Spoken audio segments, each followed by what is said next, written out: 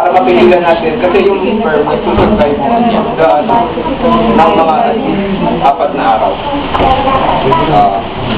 Usually, ginagawa po natin to, usually in the morning, pagkagising po natin, dapat huwag muna po na tayong gumawa ng mga gawain na gagawin.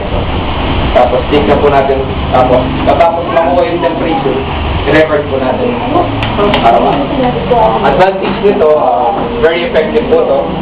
Tapos, yung disadvantage lang po nito, kailangan po, requires natin na araw-araw dapat kinukuha natin yung temperature, tapos nire-record po natin. Saka dapat yung pag-asawa mag-abstinent o bawal niya po mag-abstinent.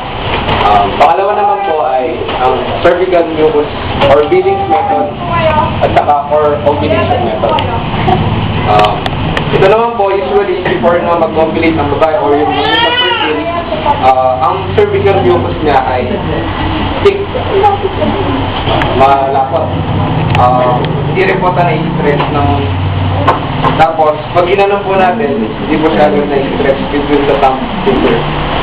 Tapos, pag naman fertile po ang babae during ovulation niya, usually ito ay wet in, libre pag ginawa natin, ginawa natin sumatang.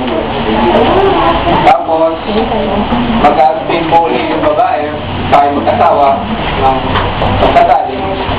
Pag, 15 na po yung cervical mucus para malabas.